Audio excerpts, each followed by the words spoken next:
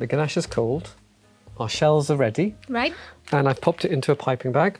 I'm just going to snip off a little bit of the bottom and make sure that little bit of plastic doesn't end up anywhere in your chocolates. Very easily done. And I'm going to fill the shells, leaving just a millimetre or so at the top so we haven't got too thick a base. Right. And then ideally, you would leave them overnight to crust over so the ganache sets over the top. You can speed it up slightly if you are in an emergency situation in the fridge. Right. So we'll fill each cavity with this lovely silky ganache. And you see now it's set quite beautifully and it's very silky. And quite often I get told you would think there is cream or butter in it because it looks so silky. It does, yeah. And glossy.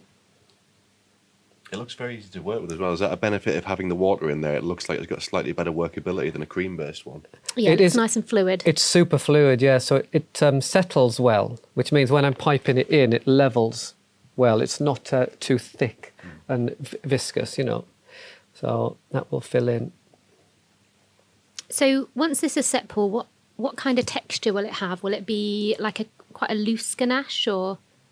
It's going to be a kind of in between a ganache where you've got some bite, Right. and a really thin ganache. So one of the beauties of it is it does set with a little bit of density and silkiness, but because it's water, as soon as it hits your tongue, it melts super quick. It's super silky, creamy, textured, but because there's no butter to melt in the mouth or cream, so no animal fat, it just melts very quick and you get that hit of flavour from the chocolate, from Yeah. the character of the chocolate. So once they're filled, give it a tap. That's just to level it out. I just check it to make sure I haven't overfilled. I'm just looking for if I filled it and the ganache looks above the shell. If it is, I'll take a little bit out. And then we'll let that set before we cap the top off. Lovely. The ganache is set, so we can now cap off. And the secret is to use a heat gun to waft over the top to melt this little the edge, the small edge around the edge, so that the base will stick onto it Right. and bond on. So heat gun on, let it get warm, then a really quick waft over the top. And that's not to melt the ganache, it's just to melt this edge. Oh, okay, is Ever that so what slightly. you're looking for, just Yeah. to make it a bit shiny again? Exactly. And then we can cap off. So we flood the top of the mould with chocolate, like we did when we were filling it. Mm-hmm. So nice big amount of chocolate over the top. And I'm going to use my scraper to drag the chocolate all the way along. And then back into your melter. Back into the melter, exactly, all the way along. Then one all the way back, pressing down firmly. So that gives us a capped. Now, Perfect. this one, you can see there's a little bit of ganache, which means I filled it ever so slightly too full. We can eat that one. Hooray. There's always a chocolate in a mould. The perks of the job. The perks of the job.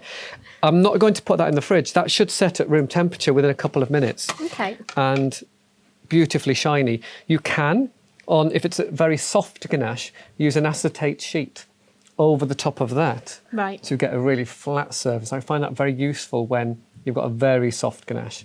But that should set beautifully. Then we can turn them out in about 2 minutes and you can try your 64% single origin Valrhona Madagascan water ganache. Amazing.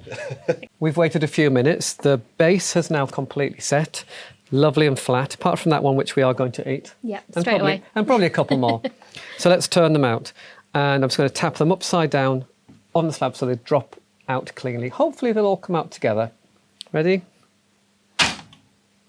There we Oh, go. wow. Perfect. So your mould should be clean because the chocolate should pull away, should have retracted, which means we've tempered the chocolate beautifully. They look lovely and shiny. We've got, I'm going to bring it in, you can,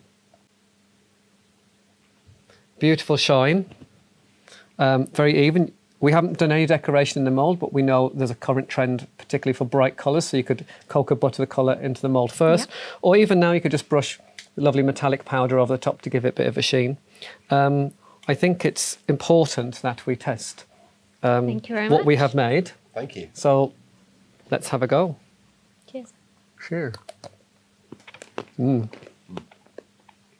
Very thin shell. Crispy from the tempering, and a ganache that is silky smooth, as though you could say it's got butter and cream in, but it's still, it hasn't. But it does have the benefit of a very clean flavour, doesn't it? Because we've made it with water. Yeah, it really keeps that flavour of the chocolate, doesn't it? It's celebrating all the character that Valrhona, of all those decades of work have put into it, saying fruity, acidic, red berries. Nothing else is distorting it. Nothing else is diluting it. It's just there. And that's a great way of making a collection of chocolates that are single origin ganaches, keeping it all very clean and incredibly indulgent at the same time. It is absolutely delicious. I'm glad you like them. It's lovely. Chocolate. Lovely. We've got a few to eat, so Yeah. here we go. I'm sure I we'll might make actually have chocolate. another one if that's okay.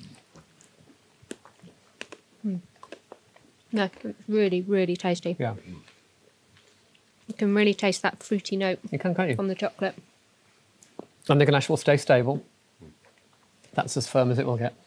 And given that it's been turned down just a short amount of time, Yeah. it's perfect for those last minute events as well, given that the water ganache usually only gets a short amount of Exactly. shelf life. You can make and use. You don't need to let them, sit, and you can't get anything fresher. But then again, that could have been tea ganache in there. So the water bit makes it very versatile. Over time, so obviously we've done this in a day, Yeah. but tomorrow, will that ganache set a little bit firmer, or will it stay this same You'll- texture? It'll stay the same, but I tend to, if I'm doing water ganaches, make the shell the day before, make the ganache in the morning, fill it and cap it the same day, ideally. But if you've got a lot, if you're a busy business and you've got 50 moulds to do, you'd probably then cap it the next day, and it's Right. absolutely fine. And it would stay the same texture. But it's got a lovely texture to it. has, It's really hasn't it? nice. Yeah. It'll probably be a touch firmer if you're leaving it overnight because a bit of evaporation, but not a lot firmer. Perfect. Great. Lovely. Thank you very much, Paul. You're Very welcome. much Thank for you. your time. Yes.